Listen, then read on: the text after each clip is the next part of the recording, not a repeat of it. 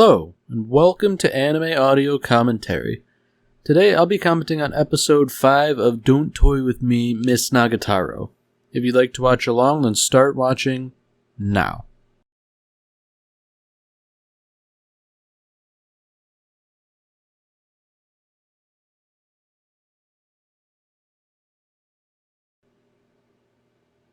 Oh dear, so, it seems like Nagatoro might have pushed Senpai a little bit too far, and he's not really, reacting anymore. He clearly hasn't taken the lesson of hitting back to heart yet. And if that weren't bad enough, Nagatoro's friends are, I guess, sort of, invading her territory to try and, keep Senpai to themselves for their own teasing purposes. Oh dear. Alright, I feel like this is gonna end up being like Nagatoro's, waking nightmare here. Like, she's gonna wake up any second screaming in the middle of the night.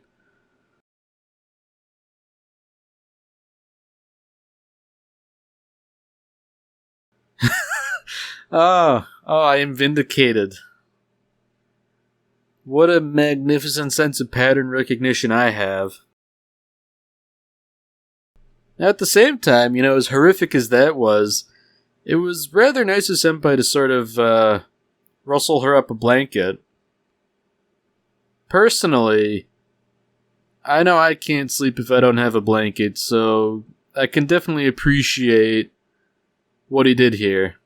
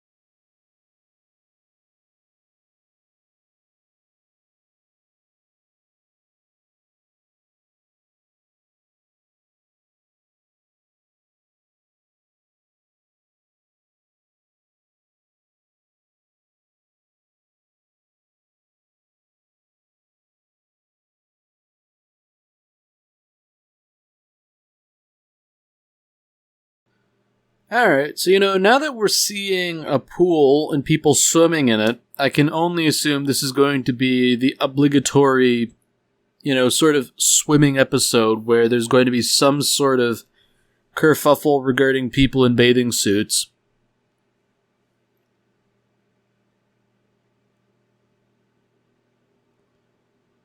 Oh dear, this is approaching dangerous territory. Nagatoro's decided that perhaps Senpai is probably ticklish, and in my experience, most people are, but I feel like she's opening Pandora's box here. If Senpai were to ever sort of turn the tables on her, should he find the courage, I feel like she'll probably wish she'd never gone down this sort of path.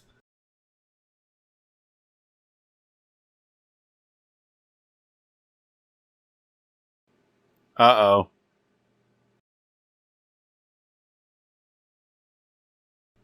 So she's awfully smug about it, like, no, I'm not ticklish at all, but she really has his number here.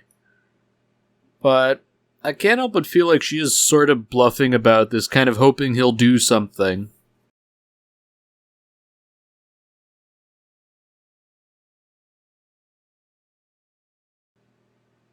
Oh dear.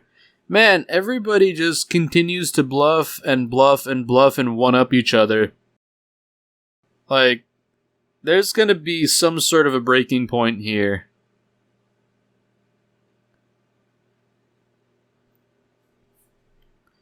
I feel like after how the little mishap with squeezing the bread went, I feel like this is not one of Nagatoro's best ideas. Like, something's gonna go wrong here. It's just a matter of time, really.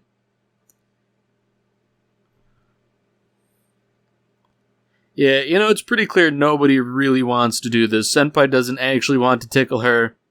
Nagatoro was pretty clearly bluffing, It just turns out that she managed to break first.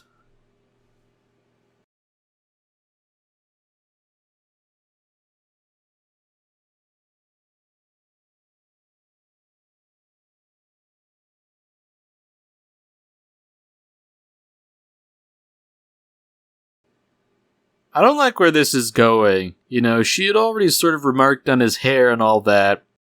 And she's saying, like, boy, isn't it cool when you just, like, shear fluffy sheep?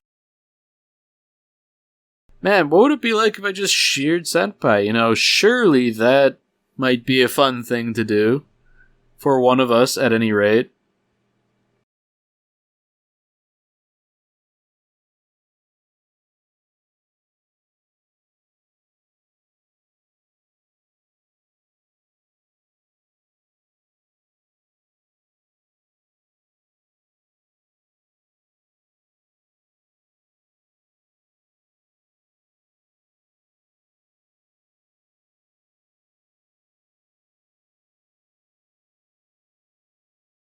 Man, maybe he shouldn't have relented in this regard, saying, like, should just go get a haircut. I have to wonder why precisely she has hair clippers in her backpack.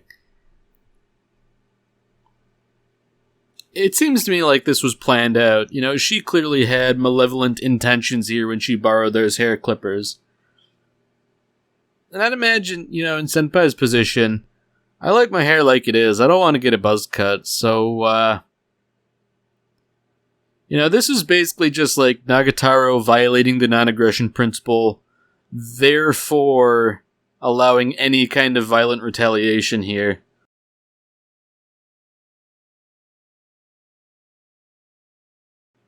I mean, I guess to her credit, she does relent.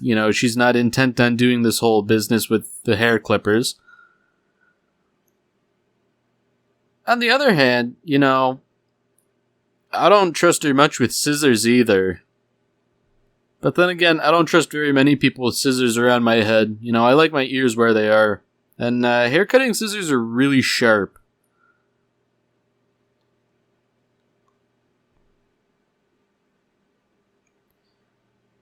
It's kind of weird to me how intent she is on doing all of this. Like, maybe it's an expression of affection, but on the other hand, I feel like he's basically just like a practice dummy for haircuts.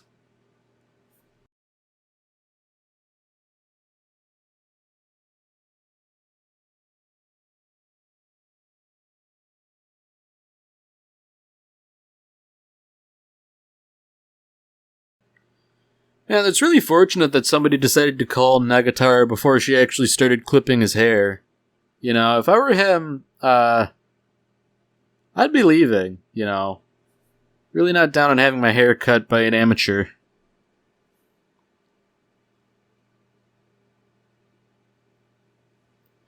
So he's been given a bit of a reprieve, but it seems as though, maybe her nightmare was a little more based in reality than we initially assumed. Her friends are up to something, and it's not good. I can only assume this is going to end rather poorly. Nagatoro is going to recognize the subterfuge that's going on here, and she's going to do something drastic.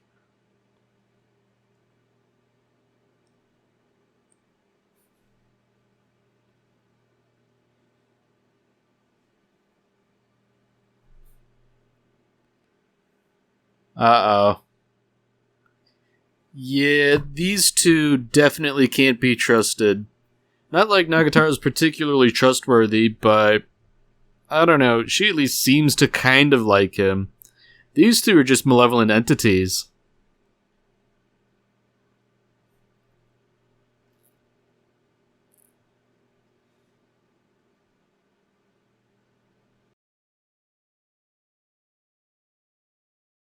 Oh dear. The subterfuge is now becoming clear, Nagatoro has been played for an absolute fool.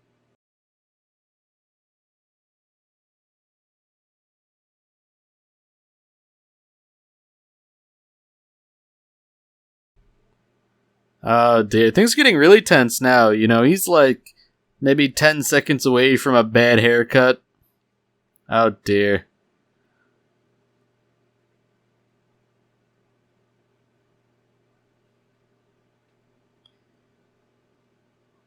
So, I find it interesting that the impetus behind him resisting is more because he'd rather have Nagatoro cut his hair.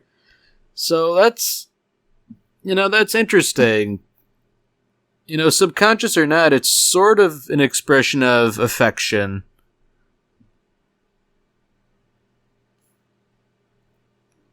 It strikes me as, I don't know, not good that her friends are so sort of dismissive of this, They really strike me as not being very good friends, so I feel like if Nagatoro is going to lay a beatdown on him, it would be entirely appropriate.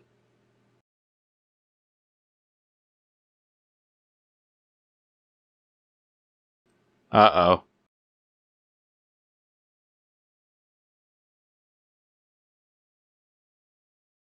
Well, I guess they managed not to destroy the art room. Good being a relative term, I guess. Things are still rather tenuous.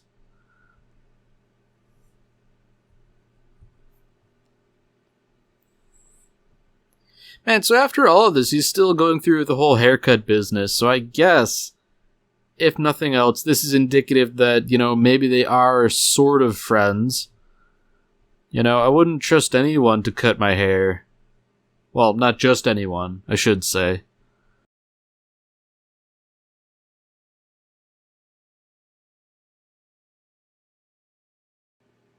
So, against all odds, it actually kind of looks like she did a reasonable job. She didn't give him a super short haircut. She didn't screw it up deliberately. She seemed to actually try and do a good job.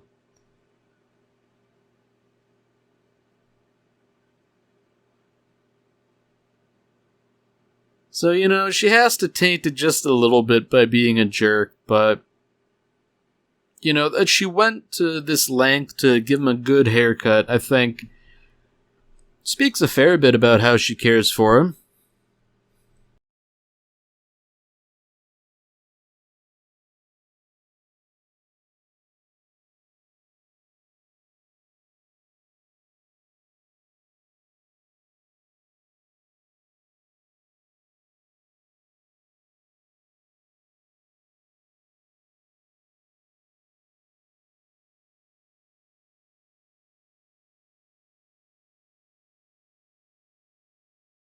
Okay, so I'm noticing a bit of a pattern here. The two of them are in this sort of predicament where it's really hot out, so they decide that, shaved ice would be a good idea in this heat. But, that's the sort of thing that could be easily misconstrued as a date from the outside.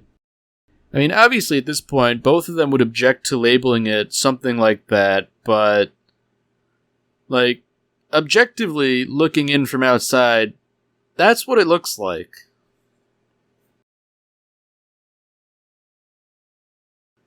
So, unfortunately, it seems like everybody's had the same idea, This place is the new hot and happening place to get shaved ice. Man, that was prescient. Now that everybody knows about this place, it's kind of ruined. And that's kind of how it goes, once everybody knows about, a nice little restaurant, hole-in-the-wall place, and it's busy all the time, like, why even bother?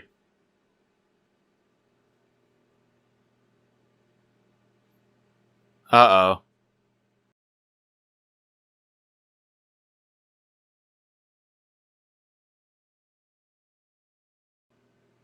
Man, Senpai has accidentally sort of like entered the lion's den by suggesting not waiting in line. So I guess this place must be really good and hopefully worth the wait. Although, somehow I get the feeling it won't be.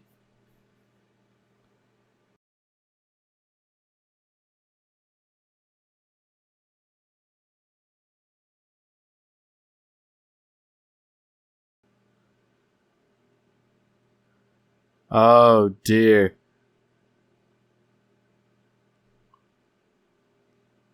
This is interesting. Senpai is sort of like irritated by these two guys sort of perving on Nagatoro because it's so hot she's sweating through her shirt. It's a weirdly defensive reaction, but well, I don't know. I guess they both kind of like each other mutually, even if they're not willing to admit it. At this point, it's more of like a latent thing.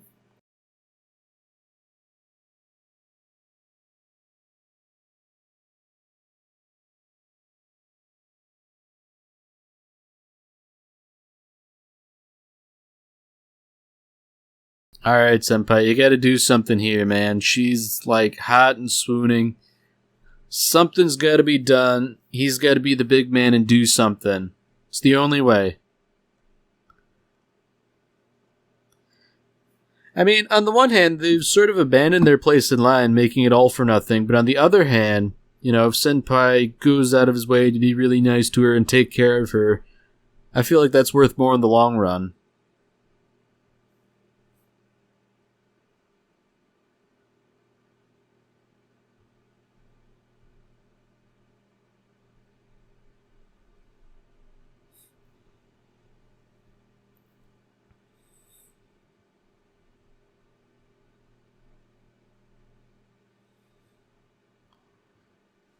It was pretty nonchalant the way they sort of went about that. Like, hey, you don't want to get heat stroke, you should drink this and stay hydrated. And she's like, oh, yeah, you make a good point.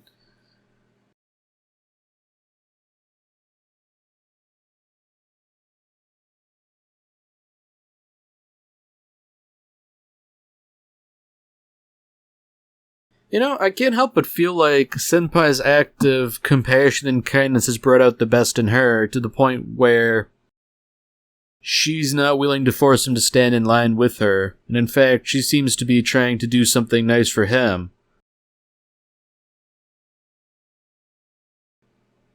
Obviously she can't be nice unequivocally, she has to pick on him a little bit, but it seems like she's ultimately gone with his idea of just getting something from the convenience store.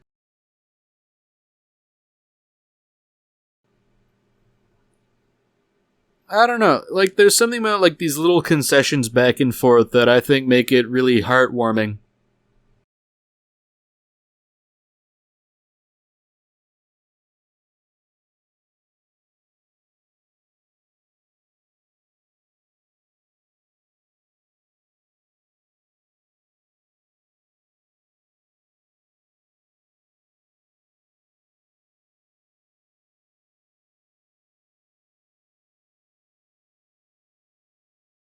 Alright, so they just sort of casually mention that summer break's coming up, so that can only mean one of two things.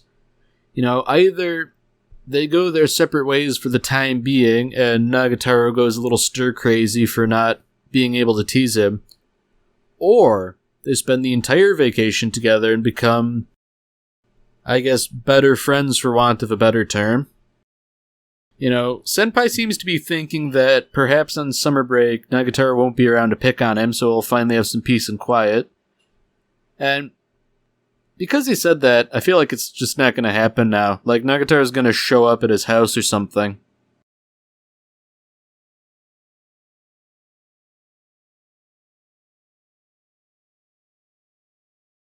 Oh boy. Yeah, he sort of plays it off real cool, like, oh boy, I sure wouldn't mind exchanging contact information, but He's getting a girl's phone number. That's not nothing.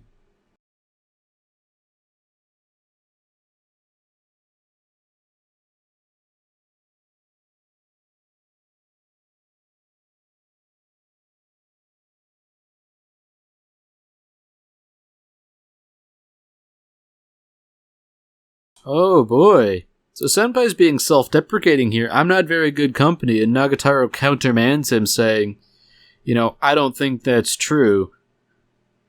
She doesn't expand on her reasoning by saying, you're fun to pick at, so it makes the compliment more genuine.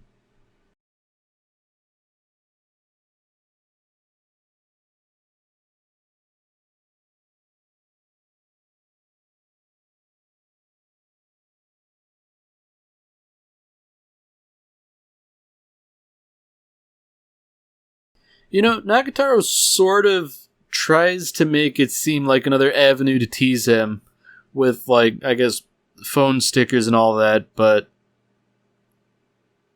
I don't know. I think any way you slice this is more like she just wants to spend more time with him, and he's not really seeing the bigger picture here.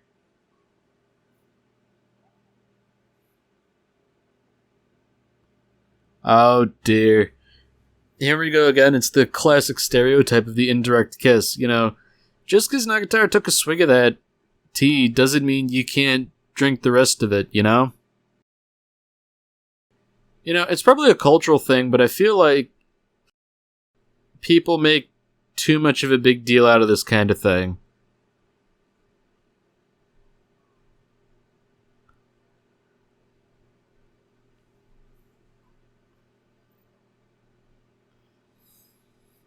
See, I feel like his hesitancy to just drink the tea has sort of led to this whole situation. It wouldn't be a big deal if he didn't think it was a big deal.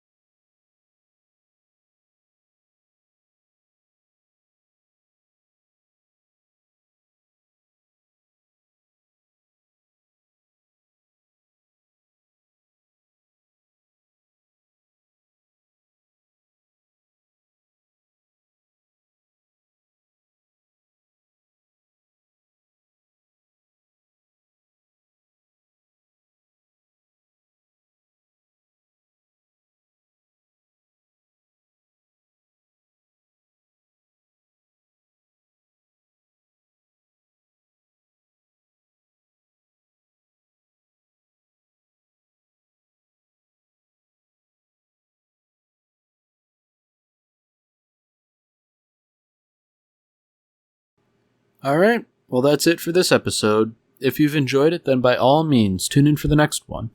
See you, Space Cowboy.